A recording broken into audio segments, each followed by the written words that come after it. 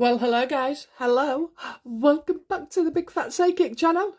I'm so pleased to be back reading for you again today. I try not to leave it too long, around about at minimum 4 videos a week. I try not to do 6 or 7 because the knowledge, you know what I mean, you don't need that kind of knowledge. So around 4, I don't know, 4 video. I keep getting 4. Just stay with 4. Well, let me say anything else. Okay, so not often I get lost for words. So okay, we are doing this video, and as I speak, I've got no idea which one we should be doing. Now, I have to say, I think it's going to be how Charles is feeling after this podcast. Okay, we're going to look into that, and always stay to the end because you get some, or even during, because you get like little clips or inserts from me, text wise. If I want to point something out for you. I do realise some of them are long, but I'm trying. I'm doing a mixture of small and a mixture of large because I'm not going to deliver you a half a message. We need to, when I look, I get told the full story more or less. So be patient, and if it's too long for you, just pause it. Pause it, and then what happens is, 2 days later, go back, just rewind it about 30 seconds, and you'll remember where I was. I promise you, it works, okay? All right then. Okay, so let's have a look. Oh yes, right, 2 things just need to be saying or explaining. On the, was it What's Influencing Harry, was it? Where we got mainly quite a lot of Diana. Towards the end, you saw me kind of channeling Diana, saying what she thinks. And yes, of course I can do that. I've always been able to do it. It's something I do with clients as well. I like them on the phone, and then we're getting as close as we can get. So a recent one was somebody wanted to talk to her husband of over 20 years, and I'm not going to name names or go right into detail, but I can assure you now, it was validated lots of times actually, and it was like they was talking to you, but through me, so literally you're on the phone to this person, and I'm speaking for them. So, and it was just amazing. I love stuff like that because it's so effective. It's so calming and reassuring for the other person, and must put, it's that little chance to say what maybe they didn't get to say before or during, and also to know if there was any pain or stuff like that. So yes, I don't actually push private readings or bookings, simply because I've got a lot on, and I'm just I've got priorities. I've got this live business to sort out. I've got all sorts to do. It's just amazing what's going to happen. But anyway, so yeah. I don't promote myself, do I? But you may see it. I love channeling. It takes a lot of energy though, because you're not channeling during. You're channeling before. Literally, as I was channeling for that lady, her husband was at the bottom of the stairs, waiting for me, like, come on. And as I'm going up the stairs, he's like, showing me things in my head. So I knew he loved gardening. There was other stuff as well. Now, I have been funny, not all men like gardening, do you know what I mean? But there was other stuff as well. And the name of his brother. But yeah, it is hard work, and it's very expensive, actually. It's very expensive because it takes up, you're on the phone with me between, I don't know, half an hour, 40 minutes, anyway, up to an hour. So, but yeah, so I do that. And it is possible. It's impossible to, talk to anybody, anything, anywhere. So, how's Charles feeling?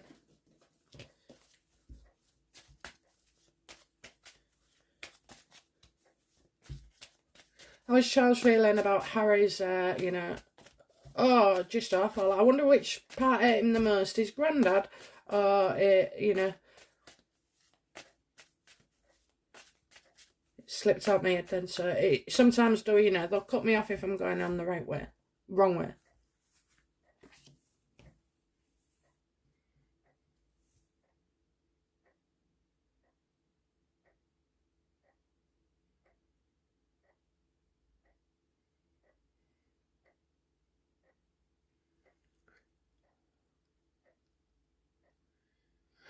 Ah, I was thinking, what the hell? So anyway, 7 of cups. To some, it would be an illusion. Okay. So it's creativity. So you can see that Harry has been creative. Yeah, again, you know, changing things that suit him. But you know, I also feel as well that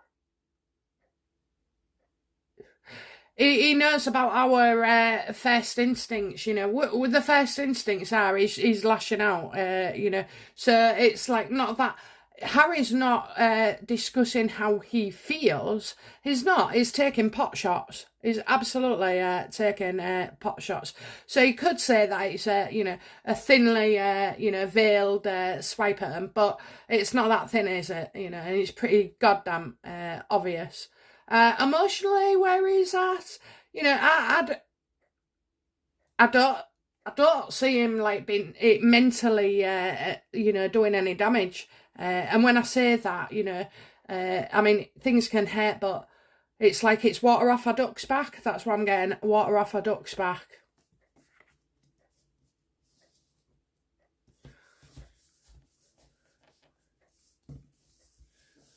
You know, what challenges, you know, what problems does Charles, what problems, yeah, is he coming up against with Harry?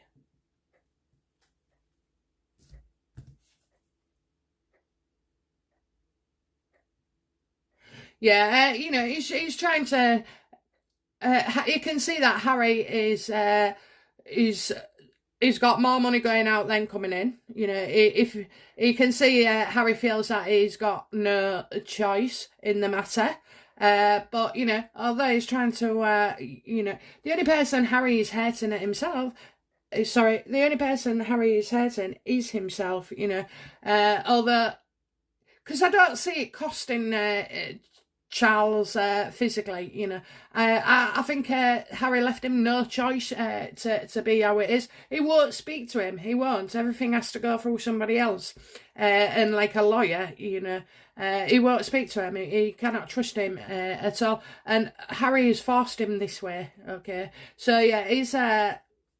He can see, and as well, you know, that he also sees that the people he's going into business with, you know, are going to cost Harry dearly, you know, whether it be his reputation or finances. It's always reputation with him, isn't it? You know, it's always reputation because that's the biggest thing that he has. He doesn't have no other skill.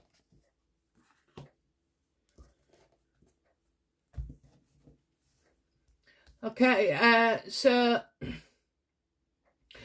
what does Harry feels that, you know, Harry did this? Why does he think Harry did this? Ooh, well, great news. I've got great news. So is that something that we want to know?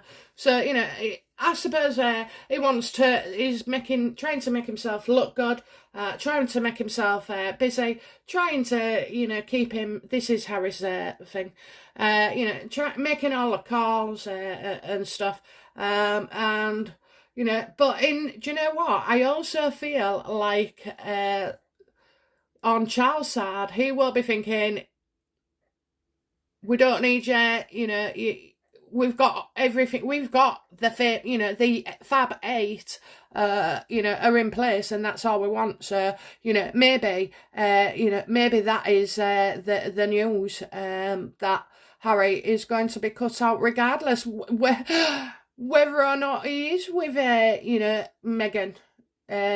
But there's some thing, I'm not doing a reading on it because it goes nowhere, but there's somebody sent me some information saying that she'd been in a hotel. She's had an argument with Harry, and either last night or the night before. It's not true. Okay, I don't know what it is. It's not true. It's not. I just got.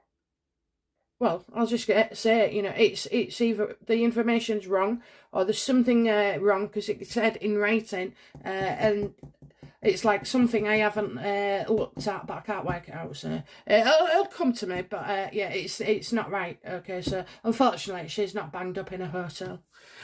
Okay, so yeah, and she won't be seen in a hotel anyway, would she? She's keeping well out of the way. So yeah, I think I think Charles is happy, and a decision is going to be made now that it will just be the 8. That's it, and he's not part of the 8.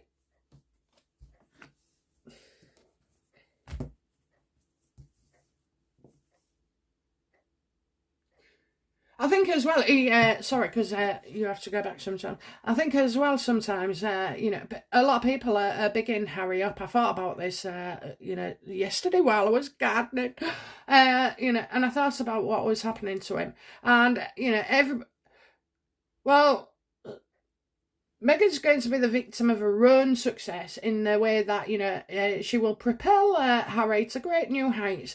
But the more people he's with, the more distant he and she will become. Okay, and then the more she tries to pull on him or exert control. But he will. He's got a big ego. Just as big as Meghan's, but he has got an ego, and he loves it. He will be. He's set to do the LA high life. He'll stay in America. He won't come back here. Oh no, he's literally going to be the Prince of Bel-Air. Well, Belle's something. So yeah, Harry thinks he. Well, Charles knows that loads of people are twisting, not twisting, but yeah, diverting ways or using the ways, manipulating. What does Charles feel that is, the root of all this? Oh, I bet we get the Queen of Swords. Oh, well, we did get the swords, he's mental health, yeah, exactly, he can't cope, his mental health isn't pretty, it's not a walk in the park, is it, for those of us that have really been through it, I mean, this can be anything, mental health for, addictions, for depression, for anxiety, for violence, abuse, self-neglect, look, these are, it isn't pretty having mental health. And the reason I've gone through this, he is not in a group or conspiracy. Nobody's got their arm up his back apart from Meghan. And she she isn't neither. They've surrounded themselves with powerful people, but they didn't start off, with any of those people, so yeah, he's like I said, he's never got over his mother, but it's no bloody excuse. We lived with our mum had borderline personality disorder. We was beaten, we was neglected, we was abused, we was left, we was farmed out to kids' homes for foster homes, we was beaten. Doesn't make me or my brothers, well, one of them anyway, doesn't make me or my brothers, we don't do those things, we understand, we forgive my mum, we forgive her, there's no point in saying, I think my brother holds on to scrap bits, but I can't be bothered. It's it's took me a long time to get my feelings sorted out so that there was on an even keel, so as long as people get better, if they can get better, do you know what I mean? And things improve, then you can forgive, can't you? And understand and make allowances. I mean, it wasn't. There was no knowledge of it at the time. Do it was very limited to our understanding. So a lot of people went through it, not just me. Or my brother. Lots of other people, and believe me, I was in kids' homes with them. So bloody awful for them, bloody awful. But still love my mum. So but she's, you know, you have to. You have to accept responsibility. You have to, at least at some point. When I got better, I had to understand what my behaviour was, because we was brought up that we didn't know it was a personality disorder at the time, but we was brought up to believe that if somebody upset you, you took revenge, and made them pay. Whether that be, going around and boxing somebody's ears in, or, doing something else. I don't know. I struggle. Mental health, we don't understand it. We don't. And it's not one suits all. It's different, and our life experiences, But, the best things to do are, I blocked it. Just block it. God, I'd done years of work, therapy, tablets, whatever. Nothing was working until I started reading online about stuff, and I thought, yeah, it is. It's my brain. It's my brain. It's used to always being stressed and negative.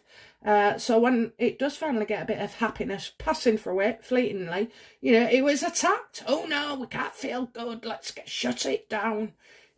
And that's what happened. So the minute I recognised that, I was able to start controlling it. I mean, I used to walk around, self-negative talk, self-negative talk, self-negative talk, and I used to say that 3 times every time it happened. Well, I had a sore throat by the end of 2 days, but, I swear to God, it started working. Just believe it'll work, and it did, because you're telling it, your anxiety, your negative thoughts, a bully in the playground, and that poor, good one over there who's, that's happiness, and you've got like 5 bullies trying to kick shit out of the, their happiness kid. So, you have to fight. I've told you, you have to fight. And by the way, my experience now and how I see things is that, it was all character building, I'm strong. I left home at 15, that was one of the last times she ever physically attacked me. And I left home and I made it, I'm here. I made it. I've got a lovely family. And yeah, so it's just, you can do it. You can do it, You have to put in the work, I'm afraid. Putting in the work, what the hell does that mean? Admitting to yourself that you're an arsehole sometimes, and that you have upset other people. And then focus on what you can gain from it, And I mean, all those feelings that I experienced, I can feel in other people and relate to, so that's good. But this is how I know I was here to deal with my feelings. And Harry, going back to Harry now, he can't cope with his feelings at all. It's out of control because he thinks his feelings are real, but in actual fact, it's just his brain making up stuff, to keep him where he is. Okay, what is the recent past? What has Prince Charles spoken to Harry recently? No, absolutely not. They're going through a third party. Okay, yes, a third party.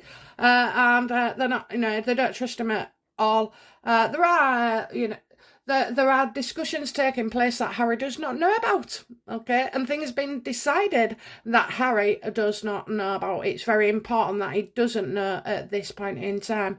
So, yeah. And the freedom to talk to Harry it disappeared every time his wife and him got on the phone to Oprah, because ultimately he's delivering the messages,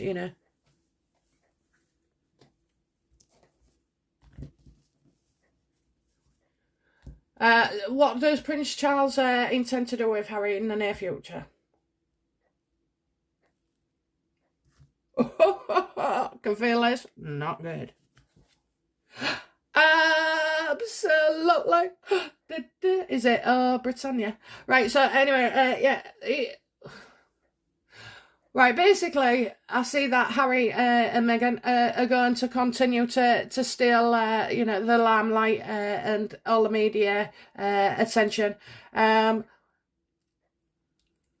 I think, Harry is going to sell even more secrets to the highest bidder, so please, I think, you got some continuation of the Oprah interview in whatever format, because I'm not clear whether it would actually be Oprah actually doing the interview, or maybe she's just associated with it, but there's some of there. I will go. She stopped with the Oprah and they're going to start again. I also feel that, Charles is watching them, carefully. People are watching these two carefully, and they're just doing a wonderful job blowing themselves up. They are so destructive. They can't say what we can, which is, you carry on, guys, because, we just get more and more and more fed up of you.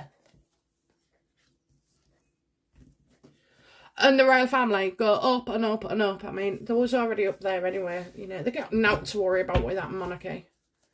Not in the next 2 or 3 generations anyway.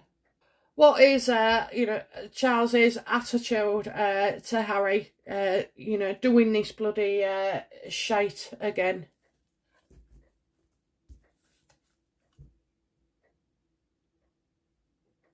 He can see what's going on. It's all about money. He wants the money.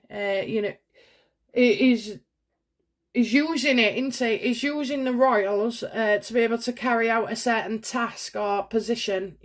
So by Harry being in, if the royals was all happy dope, happy lovely, there would be naught to discuss in this podcast. It was clearly designed.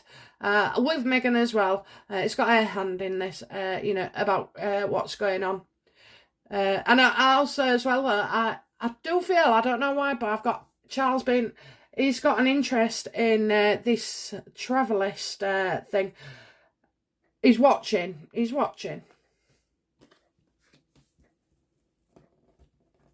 Go on then, this bottom one wanted to come out. Yeah, they're working on plans of moving forward without, I tell you what, I think as well, Harry, that's right, Philip is arranged something, he's set something up to get into motion, so, what is it that Charles it's the structure, it is the structure of the royal family, okay, 9 of Pentacles, 7, the Chariot, both upright. So I think he wants, he's doing stuff to get him out. He's working on a way to get them out. Okay, so is Charles working on a way, to sever them from the royal family? Woo-hoo. Absolutely. And it's major. It's absolutely major. Oh my God. And they can do it. There's something they can do right now. So it's going to be big as well. It's going to be big, and it will show that, it's like the whole world will be united, in slimming down the monarchy. So I see it is, this is a perfect opportunity, and he is getting ready. I said last year when I first started, I think, and a couple of times, there will be 2 announcements made, significant announcements made before June.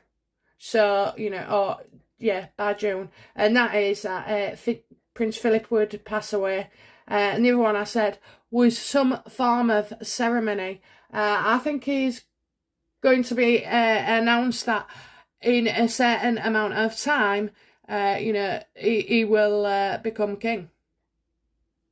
But I can't see that. I can see him saying that and thinking that, and I can see the announcements. It doesn't mean that it's going to pan out that way, guys, alright, because there's other things afoot. So, that's what I'm getting. What is, what does Charles hope regarding this podcast Harry's done? What does he hope? Yeah, that he would just give up and walk away, Harry. Just give up and walk away. Hand us your titles and just walk away. I think that's what he wants. He knows they're damaging their selves. They're becoming more desperate. When you become more desperate, you become disorganised. Things are starting. I've told you, we are starting to turn a very, very slow corner. But it does go on for quite a while. I think we still have drama with these two in 2 years' time. And who'd have thought that? Who'd have thought that? But we've had nothing but drama for the last 4 or 5 years. So yeah, he hopes eventually they get bored and get bored and stop. What does he fear? What does he fear for Harry?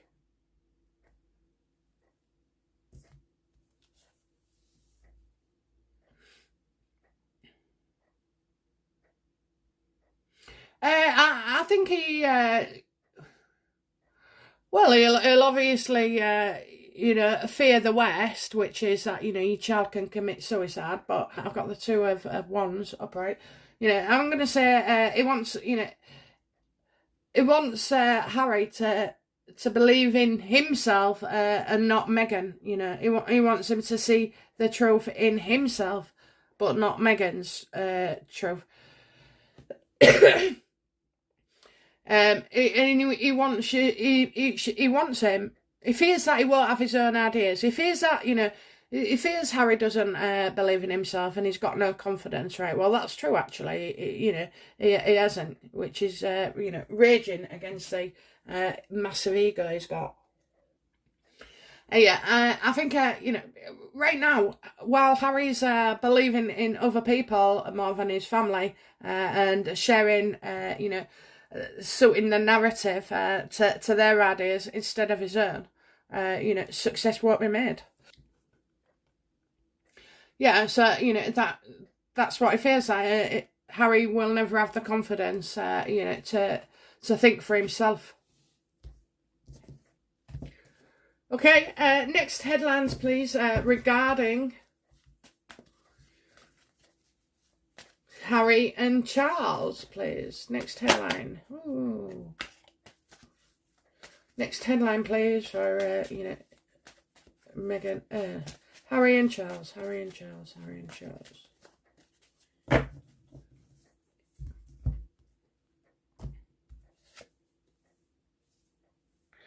How the next headlines are that how things aren't speaking, things have got so much worse. Harry's reaching out and the palace aren't talking and this, that and the other, do you know what I mean? So Harry's team are going to make out, that they need time to heal. Didn't they say that about the Oprah interview? Didn't they say that about something else? Didn't they say, it's all shite. It is all shite. And, they're just, they've lost the plot. They've friggin' lost the plot.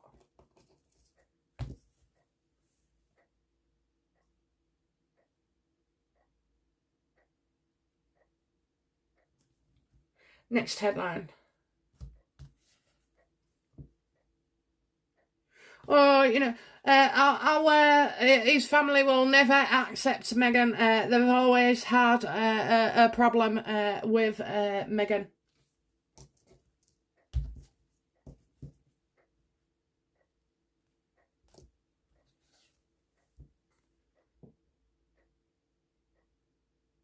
And somebody having enough.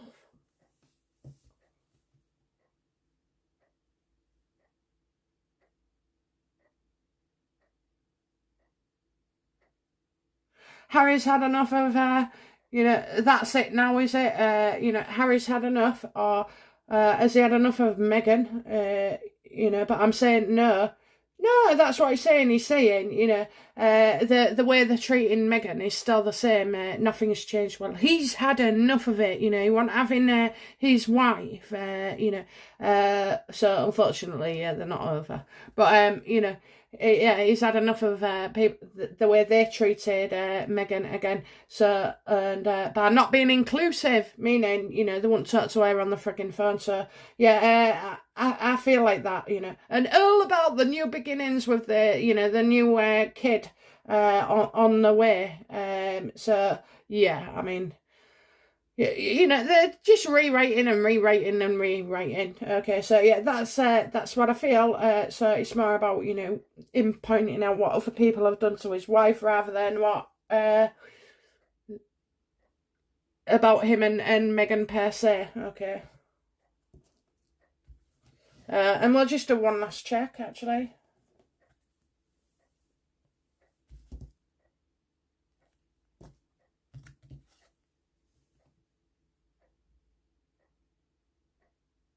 Oh yeah, no, they're still together. They have their little spats and arguments, but they're still together. So it's saying don't waste your time fretting over it because it's you know, it's not happening. So get over it. But yeah,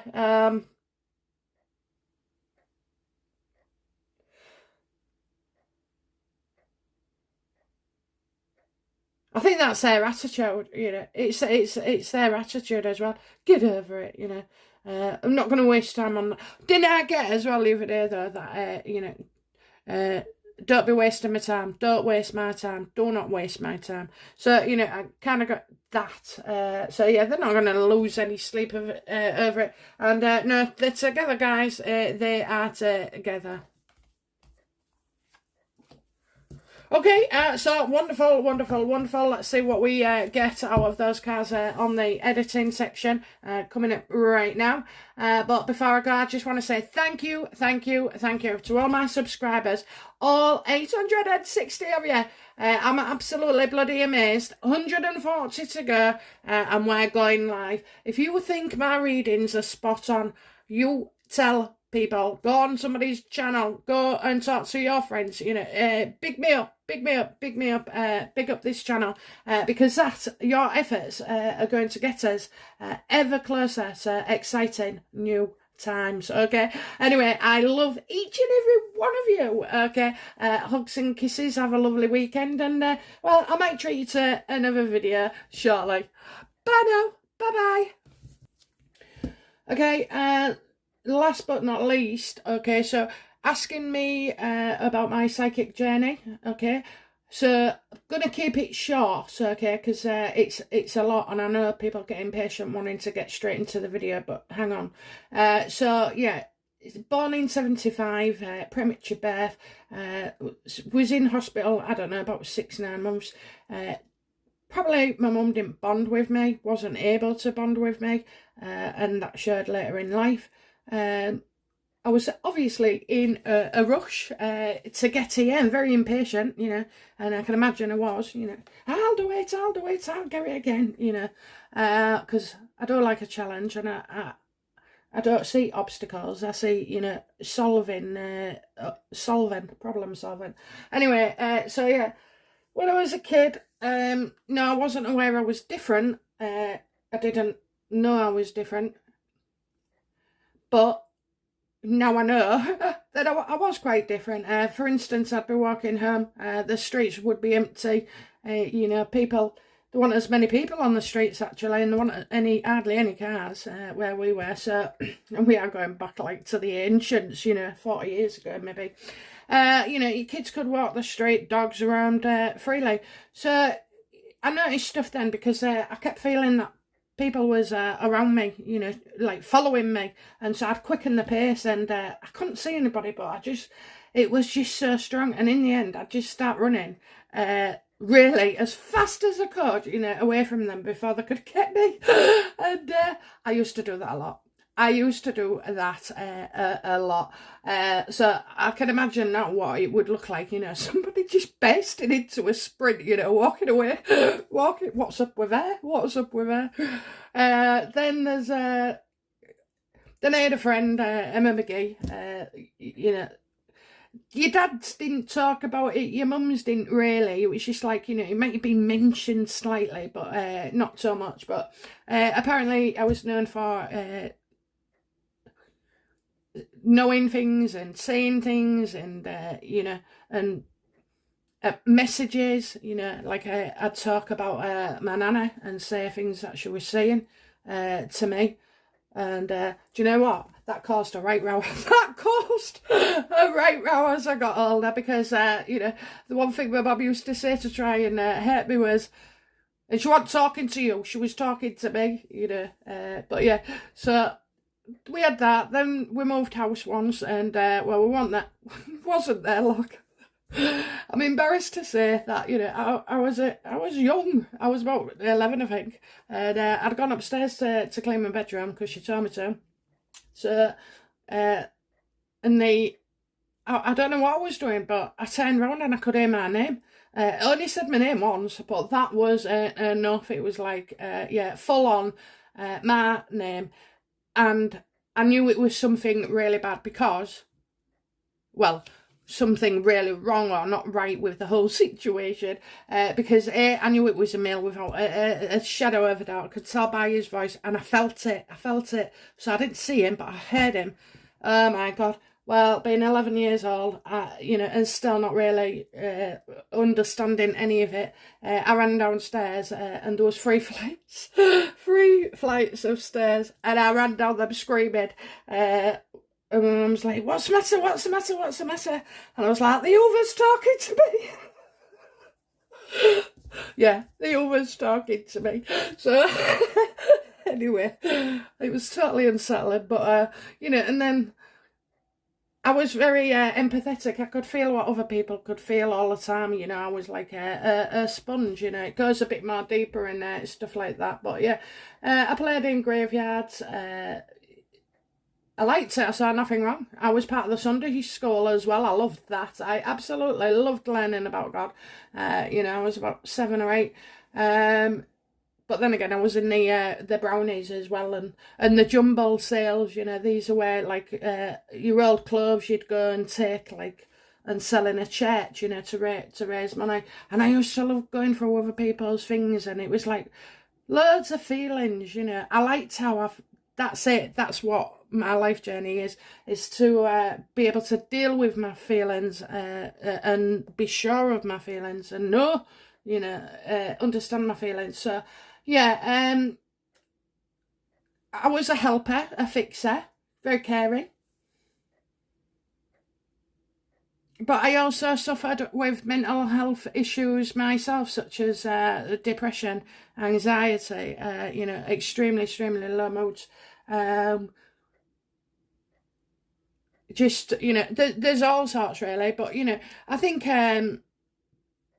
it took until I met my husband, okay? It took till I met my husband. My gift was strong but out of control. I couldn't control it for too long, and I wasn't committed, and I wasn't stable, you know, so, and so all those things together made me very unhappy. And when I met my husband, well, his 3 children had just lost their mum within months. It was very tragic and very, you know, for the kids and that. And it was really, you know, upsetting for them. And, well, within 3 months of meeting my husband, you know, for whatever reasons, I mean, it was out of love as well. But I think we was both ready to settle down, both ready to commit. You know, both ready to enjoy a happy family life, which is what we did. So I switched off. I switched off because it wasn't the time, and I didn't want to get haunted all the time by, you know, the mother's children, because it's not just about what was on the earth, it's about what's over there as well, you know. And she missed her children, and she had so much love for them, and, you know, and I mean, obviously, I've always said those things in a roundabout way, you know. I mean, they knew I was psychic, but, you know, it was one of them. Oh, you must be psychic, you know. They didn't think, oh God, she's a real working psychic, and I never discussed it. I stopped talking about it, stopped thinking about it, and then a couple of years ago, it's about 2 years ago, I was walking home from a job. I took a little couple of days a week. I look after dogs, that's my main job. I'd help somebody out at the fish shop and went there a couple of times a week.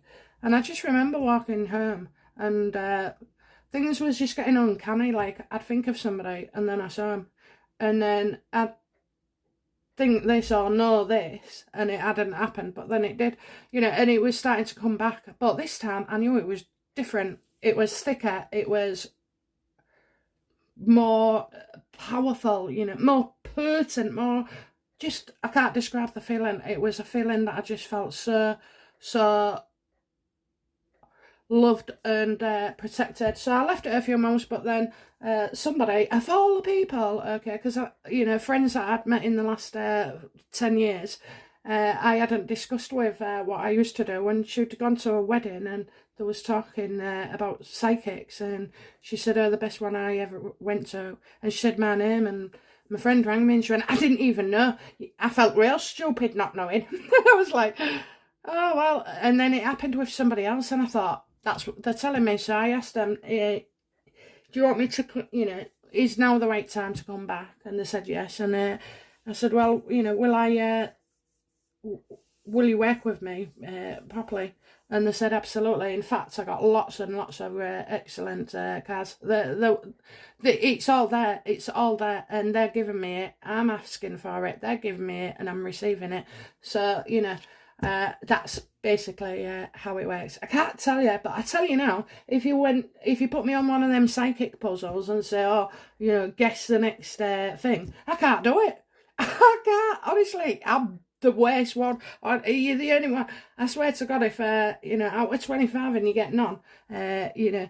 So yeah, it is quite weird, isn't it? Quite weird that I can do this and yet not these algorithms. Anyway, okay, so right, that's enough of the waffle then. Thank you very much.